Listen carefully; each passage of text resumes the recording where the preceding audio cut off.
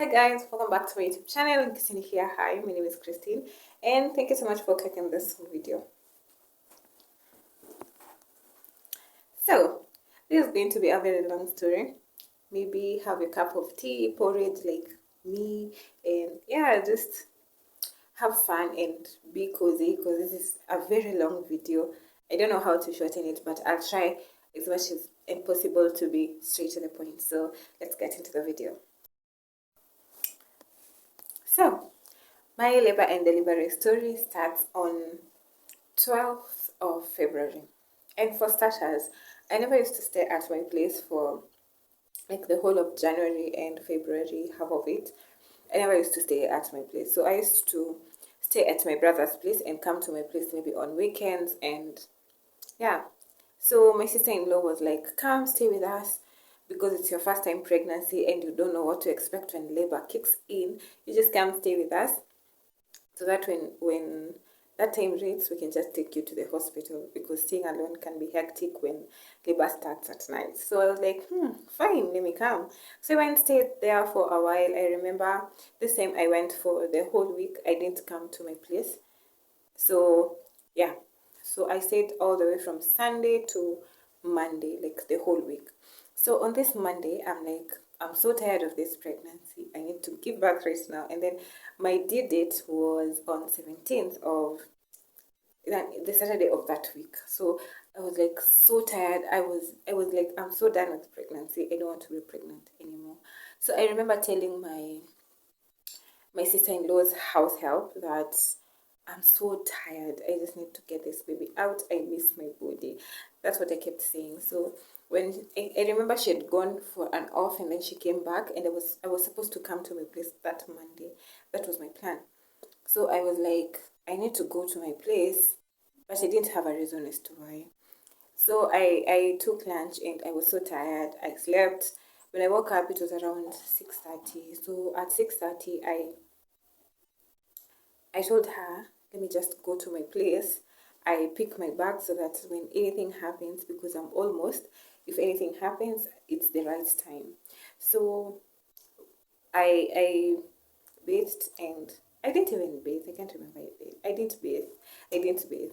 I just got out of the house the way I was. I said goodbye to my nieces and I came to my place. So reaching my place to around 7 and then doing 1 2 in the house to around 7:30. So the plan was I come pick my bags and go back to my brother's place. But now I was like, it's 7:30, there's no rush. I can just sleep in and then go tomorrow. So yeah, so I stayed in. I remember I didn't cook because I had eaten rice and beans that evening and I felt like I was full, so I didn't cook anything. So I watched a movie, I guess. I watched a movie and then I slept between it. So I slept at on my couch, this couch. This is where I used to sleep most of the time when I was here. So I like slept I slept off between the movie. So at around 1, I started feeling like I want to fart, and then it's like a forceful fart. So I like twisted myself a bit and like wanted to let myself fart, but instead like something watery gushed out, and I was like, whoa, have I just peed on myself? And it was a lot. So I like rushed into the washroom and I was like, oh my god, I've lost my mucus plug. And then immediately I started having like cramps, like period cramps. They were not that bad, they were not that consistent. So I was just like, maybe I've just lost my mucus plug, but it will recreate itself because from the stuff I've read is like you can lose your mucus plug and it can recreate itself. So I was like, I lost my mucus plug. So I went back and slept. But now it was around 1:30 that time. So when it reached to the cramps started being a bit more painful and uncomfortable. So I was like, and this is that one day I don't have credit. I hardly talk to my neighbors. I don't have any money in my M-Pesa. Yeah, it was just one of those days. So I was just like, oh my God, what am I going to do if this thing starts like being too much on me? And then I don't have the key for the gate because I've been away from most of the time, so it's hard for them to get me to give me gate keys. The one I have is old and they changed the padlock. So I was like so freaked out. So I just prayed and asked God that please hold this pain for me till morning. And I slept. So I slept. The contractions came like 30 minutes apart.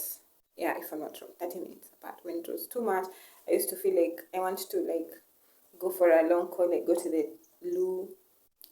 Nothing comes out. I just pee and then the water, the liquidish stuff still comes out. So it reached morning gratefully, and I was like, I can still manage. I hear that when people go early, I was scared of going to the hospital and then find that you're 1 centimeter or you're 0 centimeters dilated. That was my fear. So I was like doing 1, 2 in the house. Like I think there was something I was doing. If not washing the washroom, I don't know what I was doing. There's just something I was doing. I was busy doing something. And then the pain was like, too much. Like I just felt so much pain. But I was like holding myself and telling myself, I will figure it out. I will soldier on until it becomes too much that I can't stand and then check into the hospital. Because everyone I could hear was like, I went to the hospital, I was 8 centimeters. I went to the hospital, I was 7 centimeters, I was 9 centimeters. So I was like, in my head, I was like, I'll just wait until the pain is just too much to be bearable. But at this time, I felt like, I was like, the water is coming out, so I don't want to be that dry because I had that dry labor is so painful. So I was like, now who do I call? Do I start with my mother? Do I start with my sister-in-law? Who do I start with? Of course, my bags were all packed. I had packed my bags way back, I think at 30 weeks. I was so excited to pack my bag, and it used to be at the side of my couch every single time. I used to unpack it, pack it again, unpack and pack, and I was so prepared. So I had my neighbor. I called the lady who comes to help me during the day to come. At that time, she used to help me sometimes when like washing the duvets because I couldn't like bend so much, washing my clothes if I had piled too much. Yeah. So I called her through my window because from my window I can see her house. So I called her and I told her, run. I just called her, Mama, so and so, run. So she came so quickly. When she came, she was like, what's up?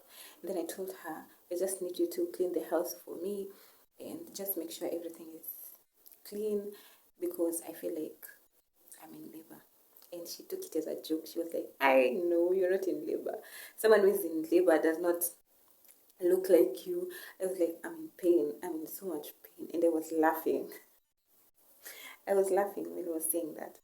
So I think when she was going outside, a neighbor of mine whom we had been talking like, hi, and she had also delivered a month ago.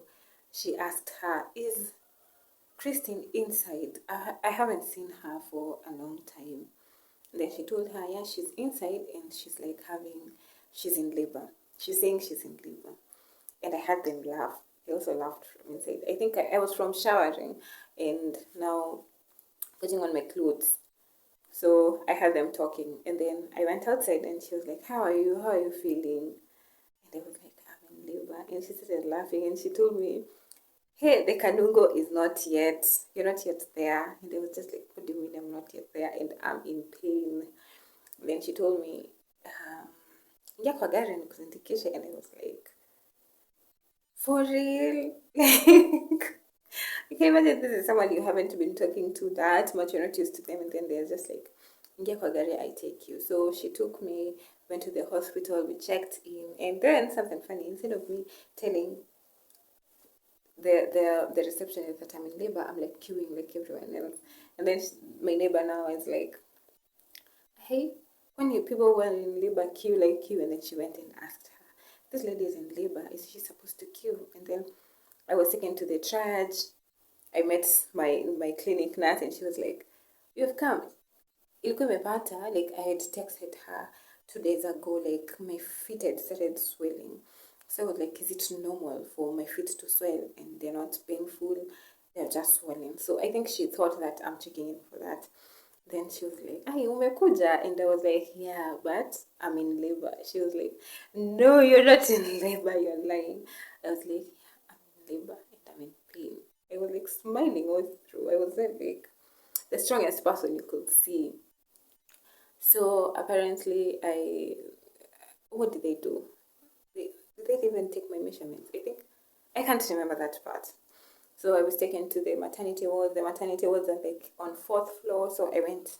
They told me not to under the lift, just to walk. So I walked to 4th floor, and then getting there, they like told me, now we have to pee manjia. So I definitely knew ni kuingizwa vidole, but I didn't know how it felt. Oh my Jesus! Oh my God! Oh my God!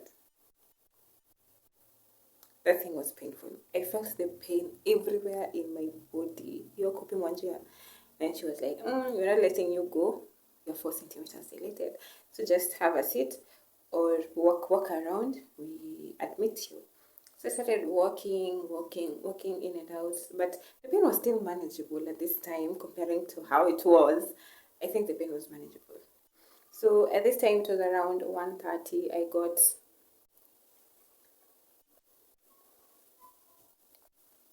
got admitted and got a room. Yeah, so the room I got was a semi-private room, so we were two of us. Yeah, 2 beds. So the other bed, the person had been discharged, so I was alone in the room. So my sister-in-law's house help came to stay with me. So after they knew that I was going to be admitted, she went down because my neighbor also has a small kid, a newborn, most likely. So she was like, I have to go to the market and then go back home. So my sister-in-law's house help went down, picked my bags, and came back with them to the room that I was given. So after that, yeah, I think she went and made uji for me because by the time I was checking in, lunch for the hospital was already issued and I couldn't get lunch. So she went home, made uji for me, and then came back. This time I was just laboring alone and being strong, like the person I am.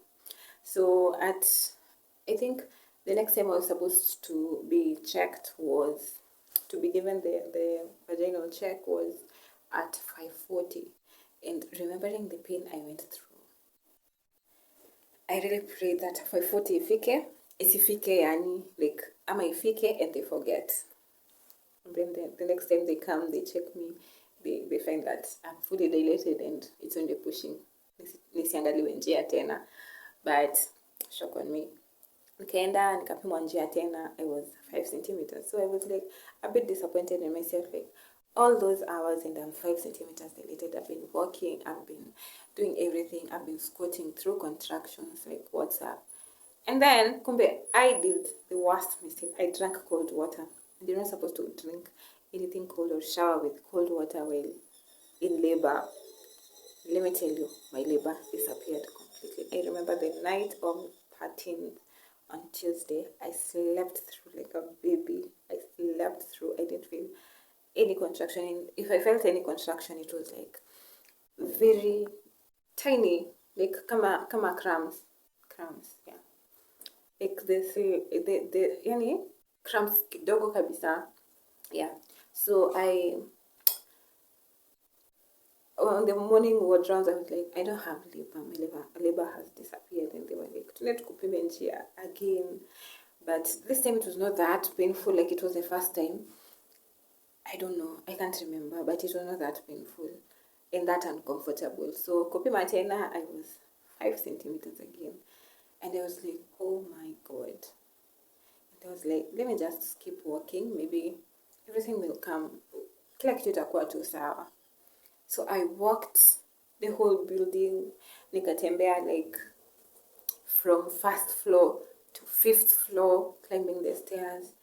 Wapi. And by this time I was tired, my feet were tired. I was just tired and no labor. So I slept. I went back to sleep. Then I remember a lady checked in to the room that I was, and then she was like 0 centimeters dilated, but in so much pain. And I can remember laughing at her. And I was like, I was really laughing at her because I was like, you're exaggerating. You're exaggerating, and you're like 0 centimeters. What if you reach 4 centimeters or 5 centimeters, or when you're fully dilated? How will you be reacting? I feel like she was so dramatic. But anyway, so at I think the afternoon reward round, that's when I was told to like go for an ultrasound, and I was so hesitant. I was like, why do an ultrasound? And mind you, you're supposed to do I think a 34-week ultrasound, and I was so reluctant to do it. So I was like, why are we doing an ultrasound? See, the 26th week ultrasound had already confirmed that the baby already has limbs, she has everything. Yeah, so I was like, I'm not doing the ultrasound. I'm not doing any ultrasound. But then I was like contemplating, maybe my baby is at risk, let me just do the ultrasound. So I went downstairs to first floor, did the ultrasound. I came back, and coming back, the results showed that the baby was okay, the heart rate was okay, but now the umbilical cord had like scuffed, like hijained around. Let me show you something like this. Don't mind me. Like haijajifunga huko nyuma, iko like this. You get, so it can't choke her, so you can still go through normal delivery. Yeah, so I was given like two options: either get induced or go for CS. And I was like, I'm ready for anything to go through normal delivery. And yeah, so they were like, if I were you, 75% I would focus on CS, and then the 25% I would focus on normal delivery and get induced. I was like, I'm going for the 25%. Let me try, unless everything else failed. I know that I tried everything and it failed, and I had to go through CS. So they were like, okay, induce her. So I was given oxytocin, and let me tell you, Mahina, I had said all the time that I want to be dramatic. Sorry, I want to be dramatic. Let me tell you, I almost got chini ya kitanda na niko na hiyo drip. I was crying. Because I don't know how they say labor doesn't have pain. Doesn't have tears. Me, I had tears. I cried. I crowed. I was so sorry to cut me short. But anyway, I cried. I really cried, and I didn't even finish the bottle. that drip. I was like, remove this thing for me. Just remove it. But now the good thing about it is like I dilated to 8 centimeters. So when they measured, I was like 8 centimeters. So after that, I kept on walking. And I remember at around 10 p.m. I felt like pushing, and they like took me to the delivery room. And on getting into the door, I don't know, I just puked, and I really puked. I puked a lot of water because I hadn't eaten the whole day. And so I only took uji, I guess, yeah. So I puked, and labor disappeared again. And oh my god, it's raining. I have to remove my